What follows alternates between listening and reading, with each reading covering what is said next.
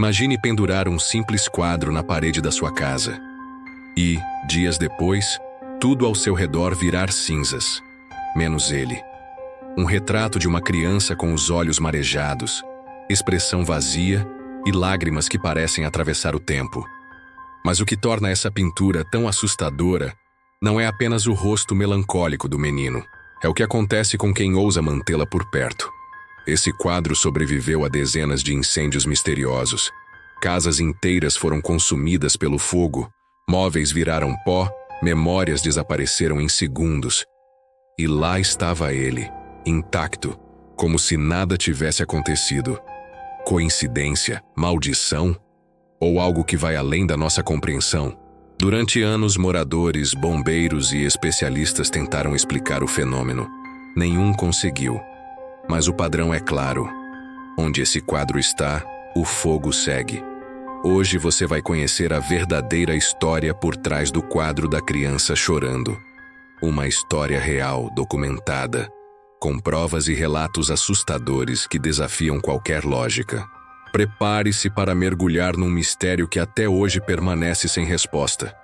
E antes de continuar, olhe bem para a imagem dessa criança.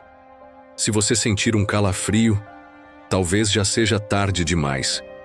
Essa história não vai sair da sua cabeça. Tudo começa com um quadro aparentemente simples.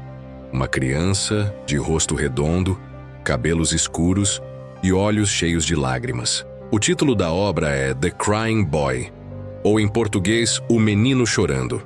Essa pintura foi criada na década de 1980 por um artista italiano conhecido como Giovanni Bragolin, também chamado de Bruno Amadio.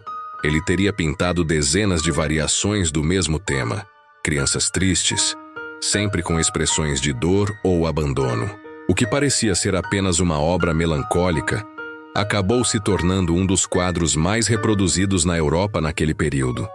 Milhares de cópias foram vendidas, principalmente no Reino Unido, e era comum encontrar essa imagem nas salas e corredores das casas britânicas. Mas o que poucas pessoas sabiam é que, por trás daquele olhar triste, existia um boato sombrio que crescia nas sombras. O de que todas essas crianças retratadas haviam morrido em tragédias, incêndios ou guerras. Com o tempo, relatos estranhos começaram a surgir. Famílias que penduraram o quadro em casa passaram a relatar sensações esquisitas, calafrios repentinos, objetos se movendo e, em casos mais extremos, incêndios repentinos que destruíam tudo ao redor, menos o quadro. Mas nessa primeira parte, o mais importante é entender o ponto de partida. Um artista que pinta crianças com olhares vazios, um quadro que ganha fama rapidamente e se espalha por centenas de lares carregando consigo uma atmosfera pesada difícil de explicar. Algo naquela imagem parecia ultrapassar a tinta e o papel.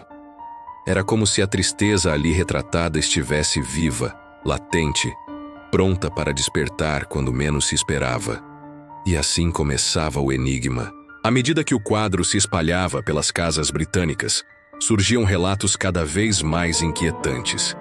Entre os anos 80 e 90, diversos jornais locais começaram a publicar matérias sobre incêndios domésticos, cujas causas permaneciam inexplicáveis. Em muitos desses casos, os bombeiros encontravam as residências completamente destruídas, reduzidas a escombros e carvão. No entanto, em meio ao cenário de destruição, um padrão começou a chamar a atenção. O quadro da criança chorando sempre permanecia intacto. Nenhuma marca de fuligem, nenhum dano, nem sequer sinais de calor.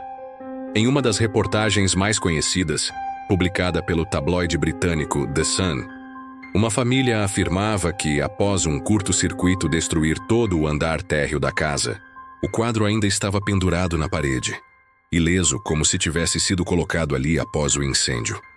Bombeiros passaram a relatar o mesmo fenômeno em diferentes ocorrências, casas em regiões distintas, com perfis de moradores completamente diferentes, todas com o mesmo desfecho.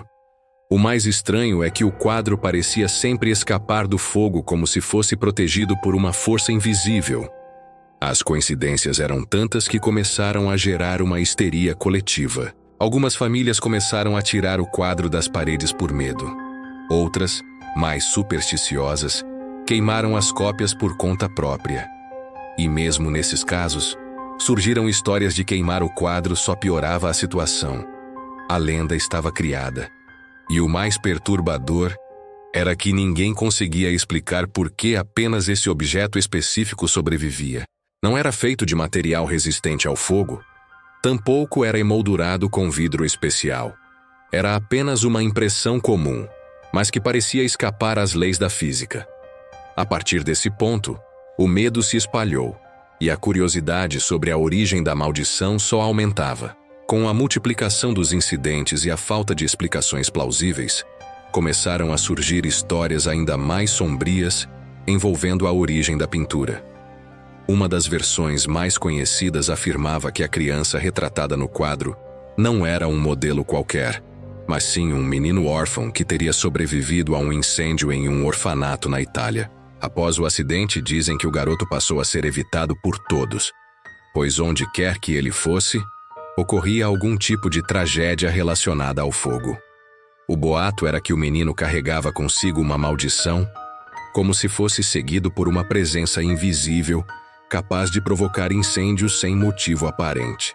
Segundo alguns relatos, o artista Giovanni Bragolin teria conhecido essa criança e se sentido tocado pela sua tristeza profunda, decidindo retratá-la em uma série de quadros.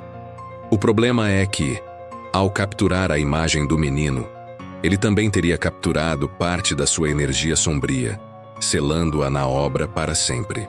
Outras versões afirmam que o garoto teria morrido em circunstâncias misteriosas logo após posar para o artista, e que seu espírito teria ficado preso dentro da pintura. Esses rumores ganharam força com a quantidade absurda de casos em que o quadro aparecia como o único sobrevivente entre destroços carbonizados. E quanto mais as pessoas falavam sobre a origem macabra da imagem, mais difícil se tornava distinguir onde terminava a realidade e começava a lenda. Algumas testemunhas afirmavam ter visto os olhos do quadro lacrimejando, ou sentiam que a expressão do menino mudava com o passar do tempo. Havia até quem jurasse ouvir ruídos vindos da parede durante a noite. O mistério tomava novas proporções, alimentado pelo medo coletivo e por um passado mal resolvido que parecia se manifestar através de uma imagem aparentemente inofensiva. Com o mistério ganhando cada vez mais espaço na mídia e na cultura popular, começaram a surgir diversas teorias tentando explicar o fenômeno por trás do quadro da criança chorando. Algumas buscavam respostas racionais, afirmando que o tipo de tinta utilizada na impressão poderia ter propriedades resistentes ao calor, ou que o verniz aplicado nas reproduções criava uma camada protetora contra chamas. Essas explicações, no entanto, não se sustentavam diante do número elevado de casos em que o quadro permanecia intacto, mesmo em ambientes completamente destruídos. O mistério só se intensificou quando cópias do quadro passaram a circular fora da Europa e relatos semelhantes começaram a surgir em outros países.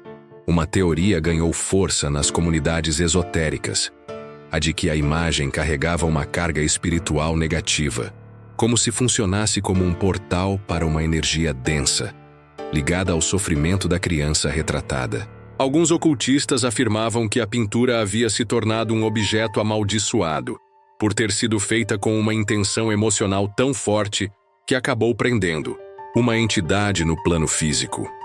Outros acreditavam que a figura do menino funcionava como um catalisador de tragédias, absorvendo o sofrimento do ambiente e devolvendo isso em forma de destruição. Na internet, fóruns dedicados ao sobrenatural passaram a catalogar incidentes relacionados à imagem. Vídeos, fotos e relatos alimentavam um acervo crescente de supostos casos envolvendo o quadro. Algumas pessoas diziam ter adquirido réplicas por curiosidade, e dias depois, passaram a presenciar eventos estranhos em casa, desde falhas elétricas e barulhos inexplicáveis até a sensação constante de estar sendo observado. Com o avanço das redes sociais, o fenômeno se tornou viral, e novas gerações passaram a conhecer a história do quadro não como uma lenda antiga, mas como um enigma vivo, ainda em andamento. Mesmo com o passar dos anos, o mistério do quadro da criança chorando continua assombrando quem cruza seu caminho. Embora muitas réplicas tenham sido destruídas, algumas ainda circulam em brechós, feiras de antiguidades e coleções particulares.